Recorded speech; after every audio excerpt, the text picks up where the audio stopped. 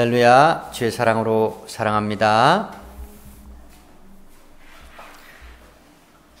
오늘 하나님의 말씀은 사도행전 10장 44절로 48절까지의 말씀이 되겠습니다.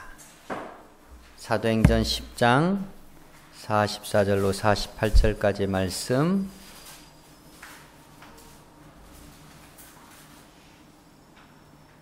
합독하십니다. 시작. 베드로가 이 말할 때 성령이 말씀 듣는 모든 사람에게 내려오시니 베드로와 함께 온 할례 받은 신자들이 이방인들에게도 성령 부어 주심을 인하여 놀라니 이는 방언을 말하며 하나님 높임을 들음이러라.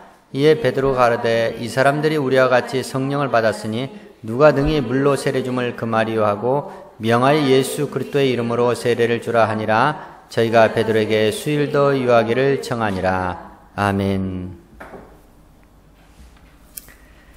아버지 하나님 감사합니다.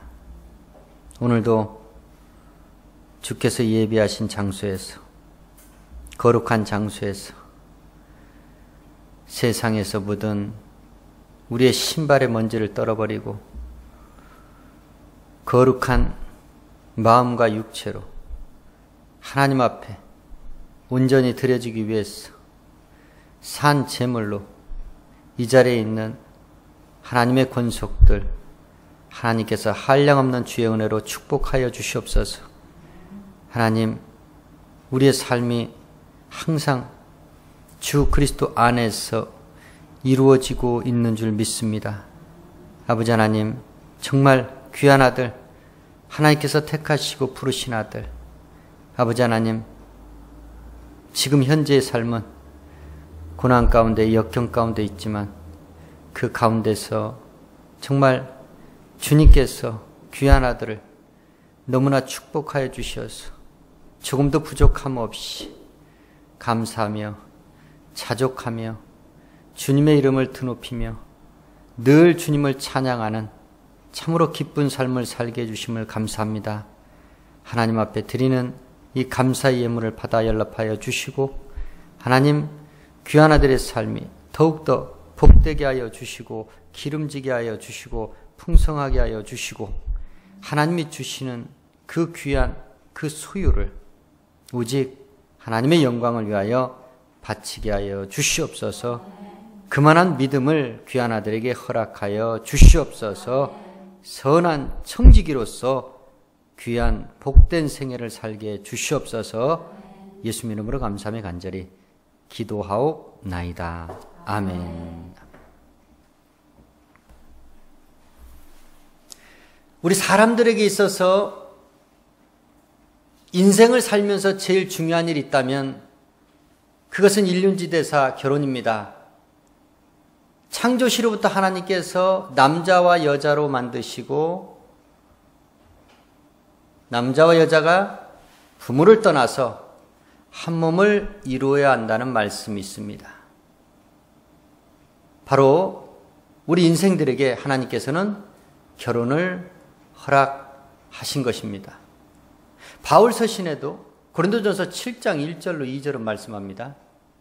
남자가 여자를 가까이 아니하는 것이 좋지만 음행하는 문제 때문에 남자가 여자를 아내 삼고 남편과 아내, 부부지간이 되는 것이 좋다라고 권면합니다.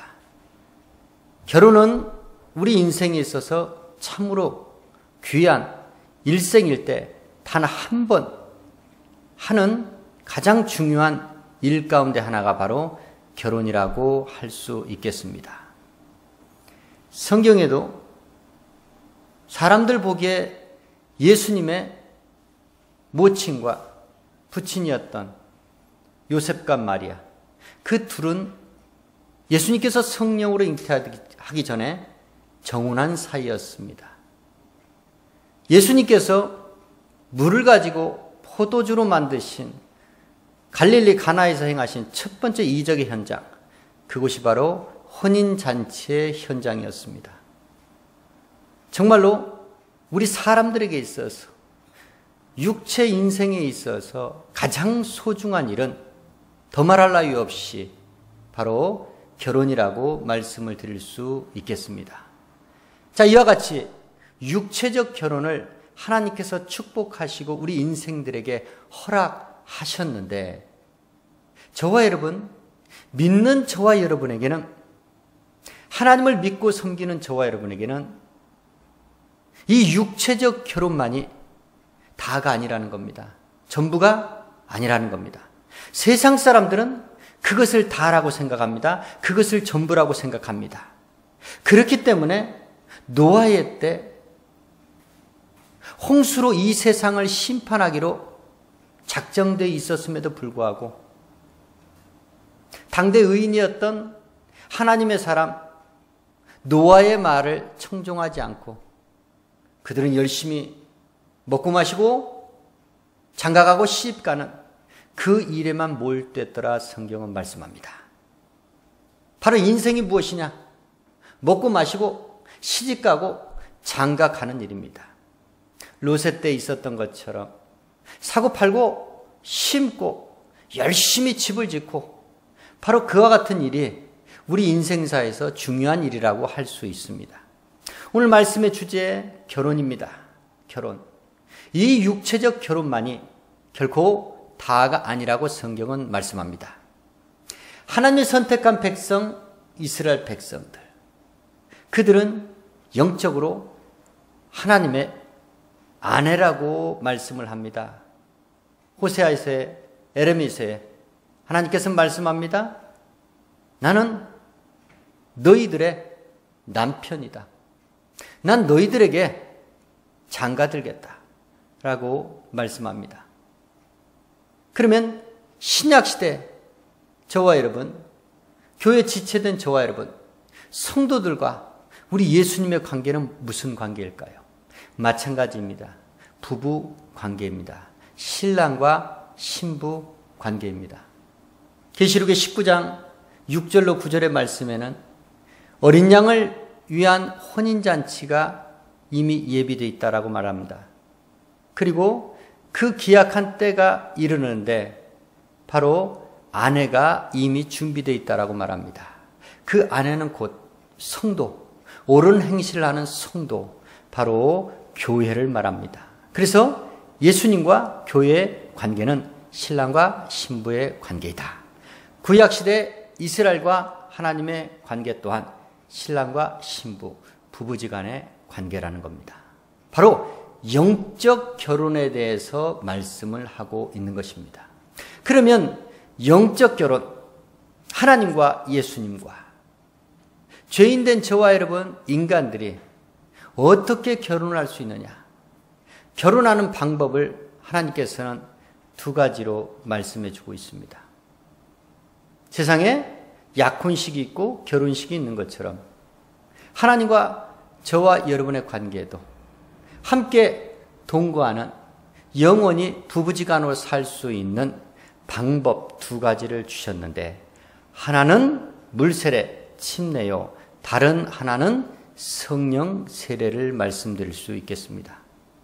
자, 오늘 물세례에 대해서 여러분께 말씀드리길 원하는데, 물세례는 다른 말로 회개의 세례입니다. 세례 요한이 광야에서 외치는 자의 소리가 되어서 전파했던 말이 무엇이냐? 회개하라, 천국이 가까이 왔느니라. 회개에 합당한 열매를 맺고 죄사함의 은혜를 사모하며 주님 앞에 나오라고 선포했습니다. 세례, 물세례는 왜 받는 것이냐? 바로 죄인들이 받는 것인데, 죄사함을 받기 위해서 받는 것이 바로 물세례, 회개의 세례, 침례라는 것입니다. 그래서 죄사함을 받을 목적이 아니면 물세례, 회개의 세례를 아무리 10번이든 100번이든 받아봐야 소용이 없다라는 겁니다. 그러면 이 물세례는 어떻게 받는 것이냐? 바로 예수의 이름으로 받는 것입니다. 죄사함을 받을 수 있는 구원주의 이름이 바로 예수의 이름이기 때문에 그렇습니다.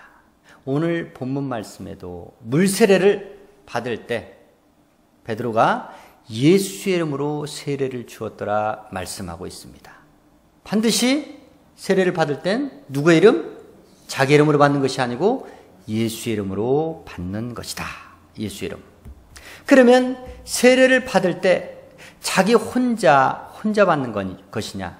물론 회개는 각각 해야 됩니다. 사도행전 2장 38절의 말씀처럼 베드로가 오순절 설교할 때 분명히 너희가 각각 회개하여 예수 그리스도의 이름으로 세례를 받고 죄사함을 얻으라. 그리하면 성령을 선물로 받으리니 라고 말씀을 증거했습니다.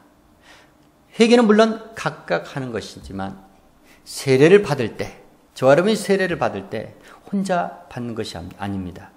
반드시 우리와 결혼하시기로 예비된 예수 그리스도와 합하여 세례를 받아야 된다라고 로마서 6장 3절로 6절의 말씀은 증거합니다.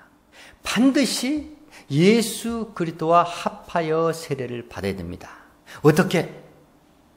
죄인된 옛사람, 그 옛사람이 예수님이 십자가에 죽으신 것처럼 그 죽으심에 동참하여 내 옛사람이 주님과 연합하여 죽고 물속에 장사되고 주님과 합하여 주님과 연합하여 예수님께서 십자가에서 죽으시고 죽은 자 가운데 사흘 만에 부활하신 것처럼 바로 주님과 연합하여 저와 여러분이 다시금 새 생명, 새 사람으로 다시 산다.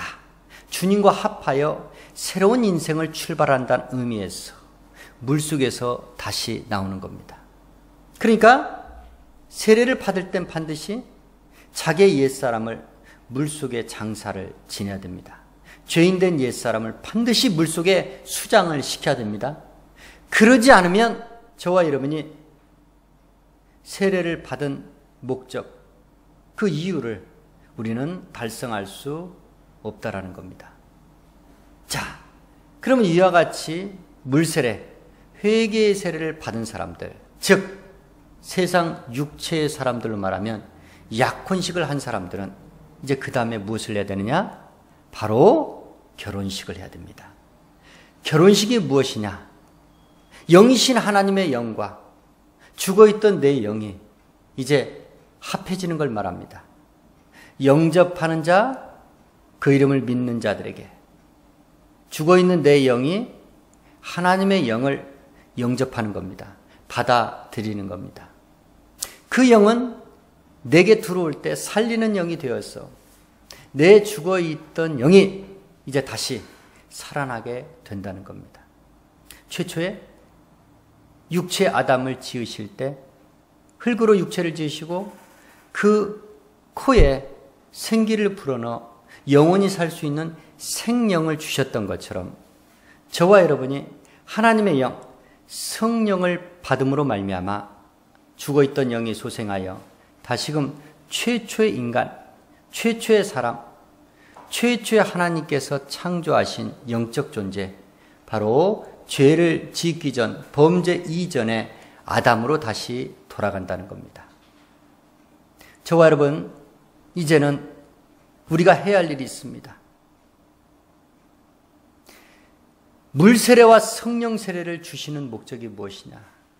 하나님은 저와 여러분과 함께 영원히 영적으로 결혼해서 부부관계로 영원히 행복하게 살기를 원하신다는 겁니다. 그분은 영적으로 우리의 남편이 되십니다. 우리의 신랑이 되십니다. 저와 여러분은 그분의 영원한 아내로서 우리는 그분과 행복한 영적 결혼 생활을 해야 한다는 것입니다. 그 결혼을 위해서 우리는 말씀을 듣는 것입니다. 말씀을 믿는 것입니다. 이 말씀을 우리 영혼에 받아들이는 것입니다. 그래서 예배를 드리는 목적, 말씀 받는 목적이 분명해야 된다는 겁니다. 남자가 여자를 사랑하면서 결혼을 목적으로 사랑하지 않는다는 것은 그것은 잘못된 것입니다. 사랑한다는 것은 함께 하기 위한 목적을 갖고 사랑하는 것입니다. 그냥 데이트만 하는 목적으로 사랑한다는 것, 그 사랑은 잘못된 사랑입니다. 그 사랑은 이상한 사랑입니다. 부지런히 하나님과 아무리 많이 예배를 통해서 만나려 해도 세상 말로 말하면 약혼과 결혼, 즉 성경적으로 말씀드리면 이 물세례, 회개세례, 침례와 성령 세례, 이것을 받지 않으면 하나님과 우리는 아무런 관계가 없다라는 것입니다. 임마누엘 하나님으로 오신 예수께서 저와 여러분과 상관하기를 원하시지만, 함께하기를 원하시지만, 우리가 그분을 남편으로 신랑으로 받아들이지 않으면, 성령 세례를 받지 않으면 그분은 저와 여러분과 결코 함께 하실 수가 없다라는 겁니다.